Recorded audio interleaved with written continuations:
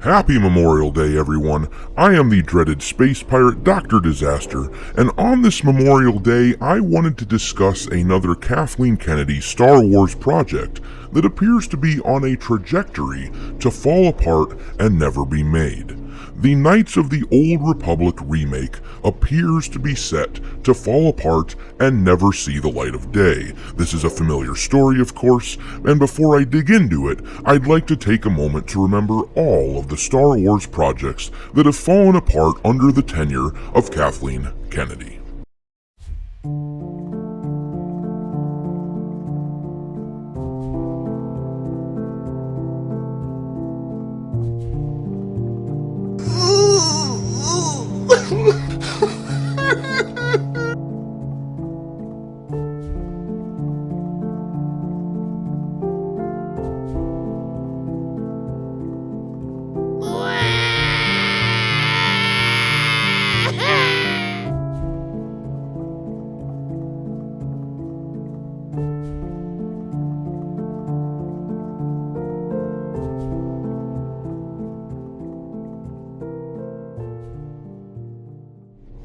I just have one thing to say to all of these poor, unfortunate Star Wars projects that will never ever be made, and never ever be allowed to sully our memory of this once great franchise. Poor little bugger.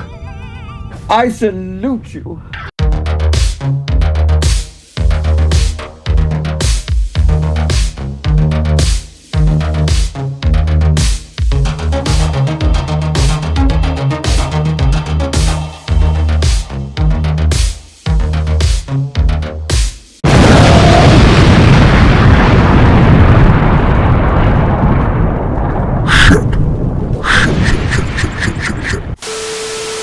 Alright now, let's read this article from Bounding Into Comics. Embracer Group CEO says no further comments when asked for update on Star Wars Knights of the Old Republic remake. Star Wars Knights of the Old Republic remake was initially announced by Lucasfilm Games, PlayStation, and Aspyr during a PlayStation showcase back in 2021.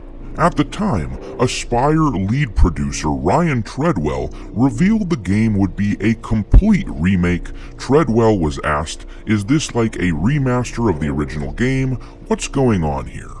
He responded, "It's so much more, Sid. This is a complete remake of this beloved Star Wars story. For Star Wars Knights of the Old Republic remake, we are rebuilding from the ground up while maintaining that integrity and story from the original." Yeah, I'm gonna go ahead and press X to doubt. They were going to screw it up.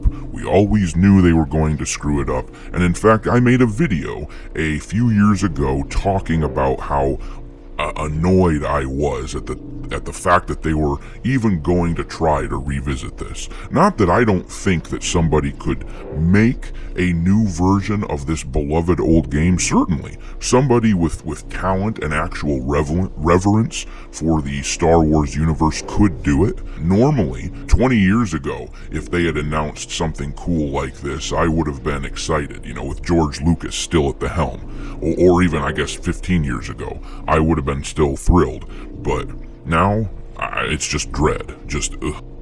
Schumann then asked, "So Ryan, how much of a remake are we talking about here? Is this updating some graphics, adding some higher resolution modes?" Treadwell responded, "The original Star Wars Knights of the Old Republic is a true classic and one of our favorite Star Wars stories ever. We want to honor that original story and make it as impactful for players today. In terms of the visuals, we have the opportunity to present this story with a much higher level of fidelity than was possible in the past, while making sure that we are being authentic to what players loved about that original game." That's like putting the shark from Jaws in charge of making sure it's safe to swim at the beach. Okay, Lucasfilm being faithful to something that we loved, it's just not gonna happen. They would find a way to make Darth Revan a loser. They would find a way to make sure that he was upstaged by the strong whammon. Why would I trust that they wouldn't do that? And even if they didn't do that, why would I give them money to support all of their other ventures? I wouldn't do it. There's just no way. That you guys have lost me as a customer. Until either, Disney sells them, which I doubt will ever happen, or until somebody else takes charge of Lucasfilm that shows that they have some semblance of an idea of what they're doing, there's just no way. We can't even have a conversation. It would later be rumored by YouTuber Mr. Matty Plays that the game would feature a number of race and species changes. Of course it would. That's par for the course with these idiots. They've got their woke ideology to preach. They've got their religion to push onto all of us, and they don't want to create anything new.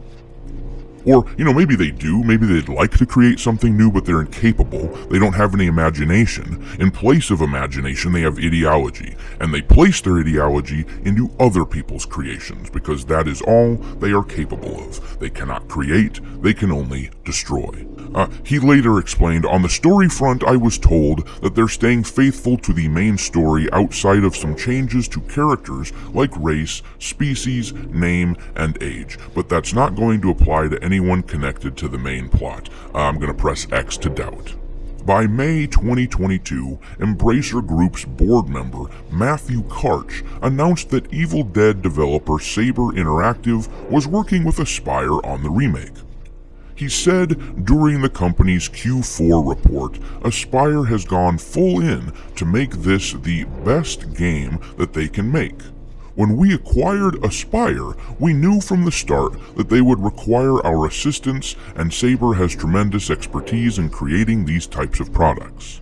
Karch added, we're fully confident that the game is going to be fantastic, but it's a massive, massive product, and massive products require a lot of effort and a lot of time to make good, and especially when you're talking about a game already old, very old, we've basically had to remake that game from scratch. By July 2022, there was a rumor that the game had been indefinitely paused. And I find that timing to be very interesting. We're going to circle back to that in just a second. Jason Schreier at Bloomberg reported that following a demo for executives at the end of June, Aspyr's design director Brad Prince and art director Jason Miner were fired. Following these firings, Schreier reported, Aspyr's studio heads told staff that the vertical slice wasn't where they wanted it to be, and that the project would be paused, according to two people who were in the meeting. If you're not familiar, vertical slice is a term that basically it describes a demo.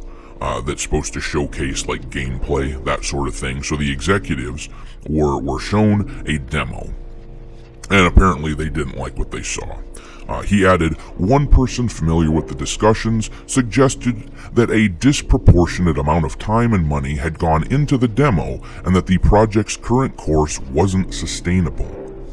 Okay, so we're going to circle back to the timing on that. July of 2022 is when this rumor came out that in June of 2022, this demo wasn't up to snuff. What had just happened in the Star Wars universe at that time, I guess it would have been back in February of 2022, we had the Book of Boba Fett absolutely fall flat.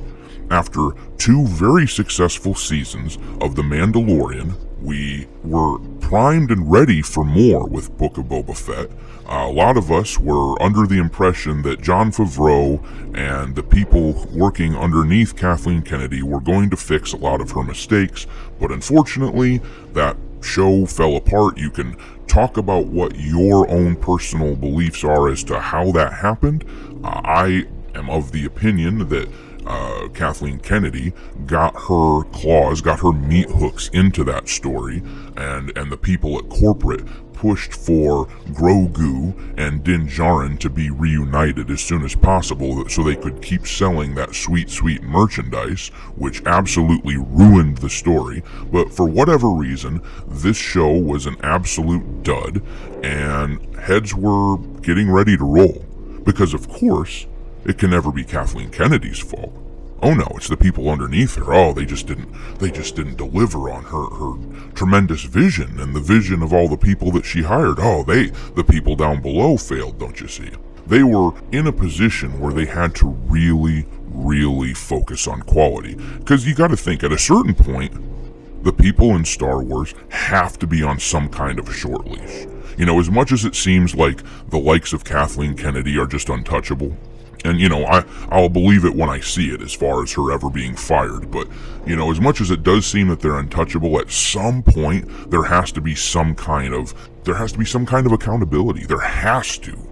And I believe that's what we're seeing with this sort of thing. So, you know, Book of Boba Fett came out and really reduced the momentum that Star Wars had gotten from The Mandalorian down to practically nothing. People were really, I mean, they've been pissed off ever since. You know, we've been pissed since The Last Jedi, but some of our anger had been dissipated because The Mandalorian at least showed us that it's possible to make at least watchable Star Wars.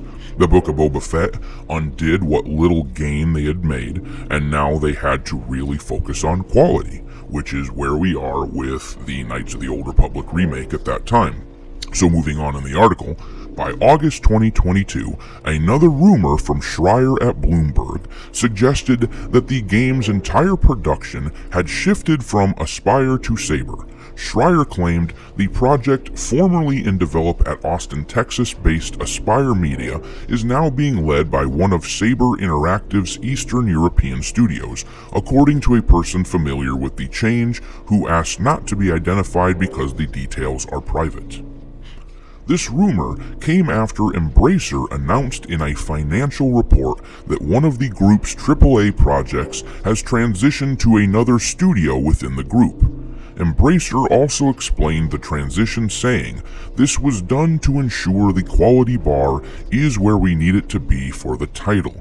So all of this, you know, this discussion about quality, it all seems to kind of tie together, and once again comes on the heels of the Book of Boba Fett disappointing fans. Now, during the company's most recent Q4, Wingafors, I think it's pronounced, was asked, "Could you please clarify the current status of the Star Wars Knights of the Old Republic remake in regards to its development status and what shape is it in?"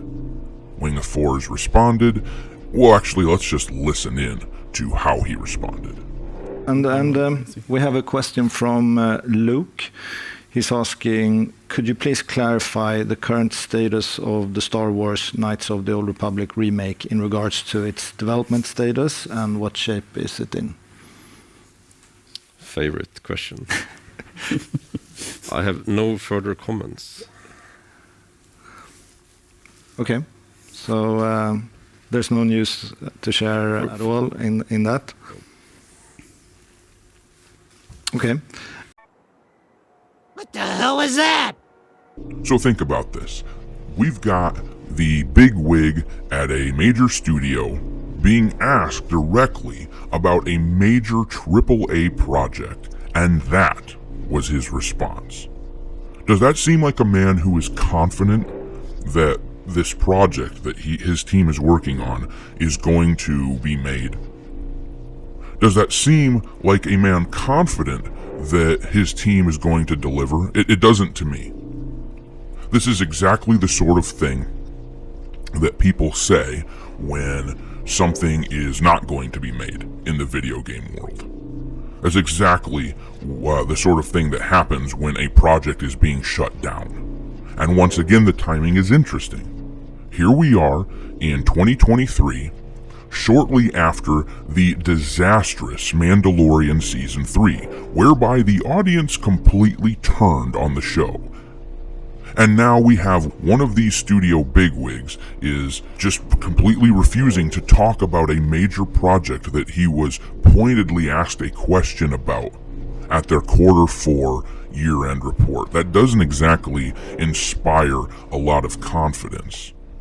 It doesn't inspire a lot of confidence. And I have to say, as somebody who is a fan of good taste, as somebody who is a fan of video games that are fun, as opposed to video games that look good, I don't personally give a rat's ass. I didn't want them to remake this thing, because I don't care how good a video game looks.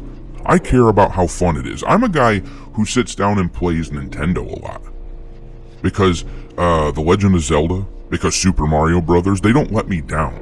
They put out quality material time after time after time. They don't buy into any of this woke nonsense. They just make good stuff. And they make them fun. No, they don't always have the best graphics, but I don't care. I don't need to see the sweat on the brow of Link as he climbs some mountain. I just want to be able to tell that he's climbing a mountain after that. It's just a game. So I don't care if they are going to make a better looking Knights of the Old Republic. If you guys were going to do anything to the story, if you were going to race swap or gender swap anything in the story, then you were going to ruin it for me. So this is fine. I'm glad that this is just one more project that Kathleen Kennedy's Star Wars is just going to fall apart. Thanks for watching, me hearties. If you haven't already, your captain is inviting you to subscribe to the channel and become a part of the crew. Life as a space pirate may not be glamorous, but there's always plenty of booty.